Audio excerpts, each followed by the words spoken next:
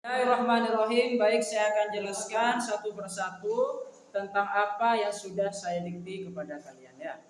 Jadi kita akan belajar tentang usaha dagang ditinjau di dalam ekonomi syariah.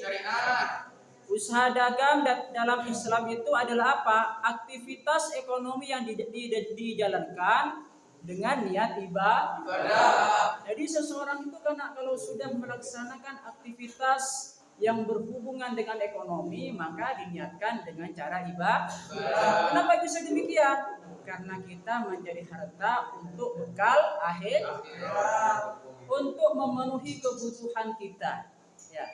Salah satu contohnya apa? Dalam melaksanakan sholat itu butuh pakaian enggak? Ya, butuh yang namanya hal-hal yang sangat menunjang terhadap ibadah kita. Harum-haruman ya, harum-haruman dan juga sebagainya. Oleh sebab itu, dengan cara kita berdagang untuk mencari nafkah, untuk mencari penghasilan, maka pada saat itu bagaimana? Kita untuk niat ibadah. Selain itu apa? Mengikuti prinsip-prinsip syariah. Coba prinsip-prinsip syariah itu apa saja? Dengan berpedoman kepada Al-Quran dan Hadis. Makanya dikatakan sebagai apa? Ilmu ekonomi syariah. Selain mengikuti prinsip-prinsip syariah, itu selanjutnya apa? Dan menekankan kejujuran. Dalam berdagang itu, maka kita harus mengedepankan yang namanya jujur. Coba siapa yang tahu jujur itu bagaimana kalau berdagang? Coba. Tidak licik. Tak lecek maksudnya gimana, Ferry? Ya jujur Pak dalam berdagang. Jujur dalam berdagang. Coba Rahman. Jujur dalam hal apa, Rahman? Jujur dalam hal mengambil keuntungan. Jujur dalam hal mengambil keuntungan. Terus apa lagi? Ya, apa jujur dalam hal apa, Man? Berdagang dalam Islam? Ayo. Siapa lagi yang bisa menjawab? Kalau misalkan mau berdagang itu, nanti jawab lagi ya. Kalau misalkan mau berdagang itu, maka jangan menyembunyikan keburukan dalam berdagang. Si bucok misalkan teh sabek nang demi salah. Itu namanya tidak jujur. Menjual sepeda motor mengepul, misalkan kepul sepeda motor cek kabelnya. Polana pernah ketipu satu kali. Ya pernah ketipu satu kali beli Supra. Habis itu pas diakalin. Diakalin supaya tak ngepul bagaimana sepeda motornya? Olinya dikasih sedikit. Ada tak ngepul. Pas ditap sama saya diganti olinya langsung ngepul. Rugi jutaan. Sebab itu maka dalam usaha perdagangan kalau misalkan sebagai umat Islam kita harus berhati-hati dan mengedepankan yang namanya kejujuran. Dan selanjutnya dalam ekonomi syariah di sini harus ada yang namanya keadilan serta saling menguntungkan. Ingat ya, orang itu kalau berdagang mau untung dan pengen untung tidak mau rugi. Selanjutnya prinsip-prinsip usaha dagang dalam Islam. Yang pertama niat ibadah. Berdagang harus dilakukan dengan niat untuk mencari rezeki yang halal dan mendekatkan diri kepada Allah Subhanahu wa taala.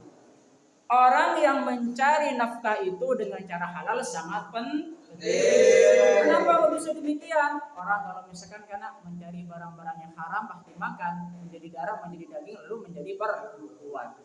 Maka dosa-dosanya akan dipertanggungjawabkan nanti di akhirat. Bukan hanya apa, di dunia juga bisa sensat. Kenapa? Karena perilaku kita yang sudah tidak terarah.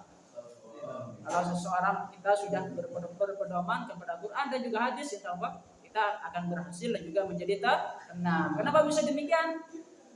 Ala bidzikrillahi tatmainnul qulub. Ingatlah, hanya dengan mengingat Allah hati akan menjadi tenang. Sebab itu kita harus berpedoman kepada Al-Quran dan hadis biar perilaku kita menjadi terarah. Prinsip-prinsip usaha dagang dalam Islam yang kedua yaitu kejujuran. Sudah saya bilang tadi bahwa di sini jujur dalam hal apa? dalam hal penimbangan. Atau penimbangan enggak? Iya, Pak. Bagi orang yang berdagang harus jujur dalam hal penimbangan. Jadi penimbangan itu. Dan juga pengukuran. Atau pengukuran enggak? Penaksiran atau enggak? Pengukuran. Dan juga penyebutan kualitas barang. Jadi kualitas barang itu kalau sudah memang jelek, bilang jelek. Jangan melebih-lebihkan. Jangan membuat sesuatu yang tidak baik atau mengada-ngada. Selain kejujuran, prinsip usaha dagang dalam Islam yang ketiga yaitu keadilan. Transaksi jual beli harus adil dan tidak merugikan salah satu pihak. Prinsip yang selanjutnya halal dan berkualitas. Ingat ya, sebagai seorang muslim kita harus berdagang barang yang halal dan berkualitas. Coba. Kualitas itu seperti apa contohnya? Ayo, siapa yang tahu kualitas? Yuk, kualitas itu apa? Barangnya berkualitas. Hah? Bisa terpercaya. Apa kualitas? Bagus. Barangnya berkualitas. Harganya juga terjangkau. Itu ya. Itu makna dari berkualitas. Ya. Prinsip yang selanjutnya keuntungan yang wajar. Ingat ya, dalam bertransaksi itu, dalam perdagangan itu harus mendapatkan keuntungan, tapi keuntungan yang wajar. Bagaimana yang tidak wajar? Coba siapa yang tahu? Dapat keuntungan tapi tidak wajar, terlalu banyak. Lebih-lebih.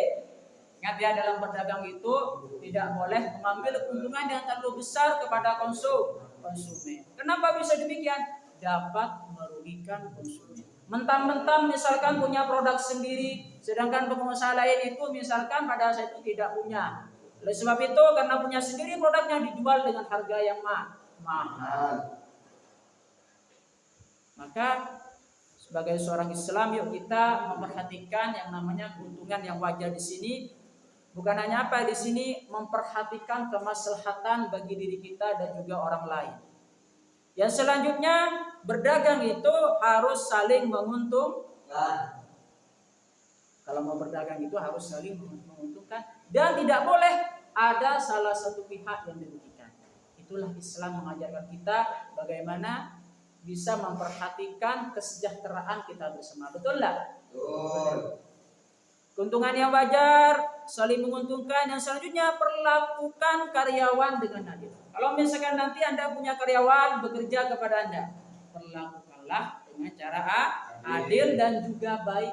Salah satu contohnya misalkan pas di waktu gajian tanggal segini sudah ada uangnya, jangan ditahan. Kenapa bisa demikian? Karena mereka yang bekerja butuh untuk memenuhi kebutuhan. Mereka bekerja untuk mencari nafkah kan? Ya, nafkah digunakan untuk memenuhi kebutuhan sehari-hari. Ya kan kenapa? Kalau kerjanya seperti apa? Kerjanya malas-malasan. Kalau kerja malas-malasan itu berikan gaji sesuai dengan kerjanya. Tidak. Misalkan malas-malasan ketika itu satu hari tidak masuk, maka kan ada absennya. Jangan digaji kalau misalkan tidak masuk. Artinya apa? Kita bisa merugikan diri kita sendiri. Oleh sebab itu maka dalam Islam saya katakan lagi sangat memperhatikan yang namanya kesejahteraan manusia. Terus selanjutnya apa di situ tips berdagang di dalam Islam. Yang pertama, menjual barang berkualitas baik. Kalau sudah barang tidak baik, jangan dijual beli. Tapi kalau misalkan Anda mengatakan kepada orang lain ini sudah tidak baik, Pak, tapi maksa mau beli, tidak apa-apa. Karena dasarnya sudah suka sama bukan dengan jalan menjual barang berkualitas baik. Yang kedua, sabar dan tidak berlebihan. Siapa di sini yang pernah dagang? Ya. Dagangnya dagang apa? Dagang manggun. Hah? Ya. Ayo, yuk siapa di sini pernah dagang? Belum? Siapa di sini pernah jaga toko? Ya. Sabar enggak kalau jaga toko? Sabar. Nah, gitu ya. Orang yang jaga toko itu harus sabar. Kenapa? Karena menunggu pelanggan. Betul enggak? Kadang setengah jam, kadang 3 jam dengan top. jam 1 malam, krik krik krik krik gitu. Gak ada yang beli, maksudnya hampir 1 jam langsung ngantuk kayak gini. Ini memang sudah ya. Makanya orang berdagang itu memang sabar. Ya, intinya itu sabar. Dan jangan marah-marah sedih. Mentang-mentang misalkan oleh penghasilan semakin sepeh, marah-marah. Marah-marah ke konsumen. Nah. Salahnya siapa ya? Karena orang itu punya hak untuk membeli. Bagaimana kalau misalkan orang pindah ke orang lain? Apa? Itu sudah haknya mereka. Jangan memaksa orang lain untuk membeli dagangan kita. Kecuali memang dagangannya itu orang lain itu memang sangat berbahaya, baru kita bertindak ya, bertindak. Ya. Menyelamatkan konsumen untuk mengkonsumsi barang-barang yang tidak baik. Selanjutnya mengembangkan keterampilan. Tahu keterampilan? Ya, seperti apa? Mengembangkan keterampilan. Ya. Tips yang selanjutnya dalam berdagang yaitu menjadi pedagang yang jujur. Yang selanjutnya menghargai pelanggan. Apa? Kalau misalkan itu berdagang kita harus menghargai pelanggan. Salah satu contohnya menghargai pelanggan seperti apa? Jangan marah-marah ketika melayani. Jangan pernah kasar ketika melayani pelanggan. Betul enggak? Betul. Sosokan on tala. Umpaya laki kena beri cuna sosok. Itu sudah tidak menghargai pelanggan. Pelanggan itu juga manusia. Manusia punya hati enggak? Punya. Setiap manusia punya hati, punya perasaan, dan jangan pernah menyinggung perasaan orang lain. Apalagi dalam hal melayani konsumen. Makanya karena di pasar-pasar yang modern sekarang itu murah senyum. Ya, betul nggak murah senyum? Coba ntar ke salah satu swalayan, mereka murah senyum enggak? Itu adalah menghargai pelanggan. Ya. Dan selanjutnya mengembangkan strategi menguasai pasar. Yang selanjutnya menjadi pedagang yang kreatif. Orang itu harus menjadi pedagang yang kreatif. Bagaimana kalau seseorang tidak kreatif? Tidak mengikuti zaman. Betul enggak? Betul. Orang itu kalau pedagang harus kreatif. Muncul ide-ide baru. Muncul inovasi-inovasi baru untuk mengembangkan atau membuat produk. Dalam berdagang itu sudah disebutkan oleh Allah Subhanahu wa taala. Allah Subhanahu wa taala berfirman di dalam surah An-Nisa ayat 29, A'udzubillahi minasyaitonir rajim. Bismillahirrahmanirrahim. Ya ayyuhalladzina amanu la ta'kulu amwalakum bainakum bil batil illa an takuna tijaratan antaradim minkum wa la taqtulu anfusakum innallaha kana bikum rahima. Wahai orang-orang yang beriman, janganlah kamu saling memakan harta sesamamu dengan jalan yang batil. Jalan yang batil itu artinya jalan yang tidak benar. Kecuali dalam perdagangan yang berlaku atas dasar suka sama suka di antara kamu. Dan janganlah kamu membunuh dirimu, sungguh Allah Maha Penyayang kepadamu. Jadi kalau misalkan itu karena dalam ini apa ya? Kalau misalkan kita tinjau lagi di sini bahwasanya dalam berdagang itu jangan pernah mengambil keuntungan dengan cara merugikan orang lain. Salah satu contohnya kayak apa tadi? Dengan jalan menipu, menjual barang tidak menunjukkan kelemahan langsung, bahkan dilebih-lebihkan. Dia sebelah yang bagus barang. Oleh semacam itu kita harus sadari, harus menunjukkan jati diri yang sebenarnya dalam berdagang. Kecuali memang itu suka sama suka. Kalau misalkan suka sama suka, tidak apa-apa. Artinya mengapa di situ seseorang yang berdagang itu saling diuntungkan antara satu dengan juga yang lain. Yang dilarang itu yang merugikan orang lain. Orang nggak untung tapi orang lain buntung. Kau buntung dah? Iya, maksudnya buntung itu tidak hasil, rugi. Pertanyaan Pak, ketika Nabi menjual minuman keras, mungkin pada suka sama suka. Iya. Hukumnya gimana? Kembali kepada yang tadi bahwasanya menjual barang-barang itu harus halal. Tapi suka sama suka itu. Iya. Antara penjual dan pembeli. Iya. Dalam ekonomi Islam itu bukan hanya satu prinsip saja yang harus dipegang. Kenapa? Prinsip-prinsip yang lain harus dipegang. Ini salah satu contohnya. Barang yang diperdagangkan harus barang halal dan berkualitas. Yang kedua apa? Harus atas dasar suka sama suka. Jadi kalau berpegang itu kepada Quran dan juga Sunnah, jangan hanya berpegang satu saja, semuanya. Namanya Islam kafah. Masuk Islam kafah, masuk Islam secara keseluruhan. Coba sekarang tanya jawab. Yuk, sekarang pertanyaan dari saya, silakan yang bisa jawab. Coba siapa yang bisa menjelaskan kepada saya tentang usaha dagang dalam Islam, prinsipnya itu apa? Yuk sebutkan. Sebutkan prinsip-prinsip dagang dalam Islam. 1. Jujur. Niat ibadah. Yang kedua.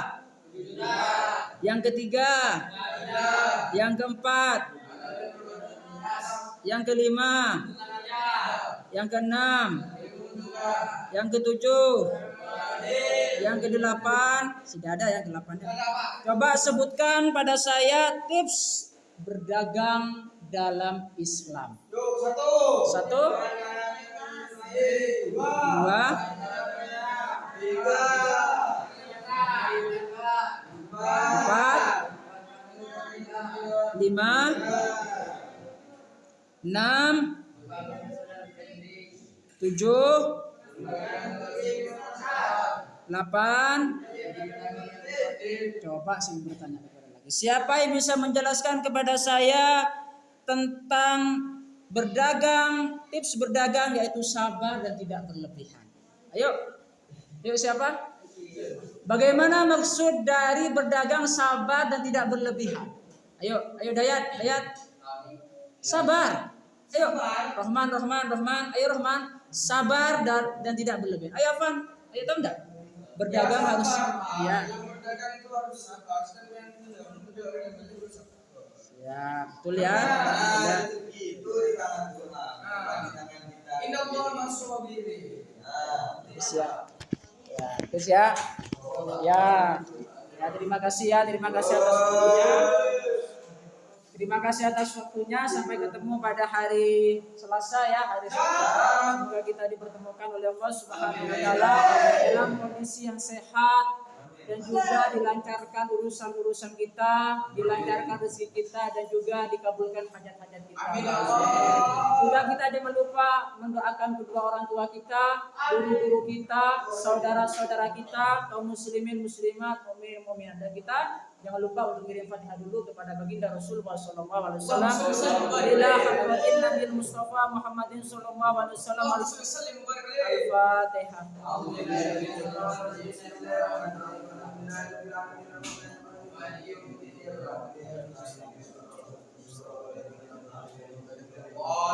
Silakan baca doa istirahat dulu. Bismillahirrahmanirrahim.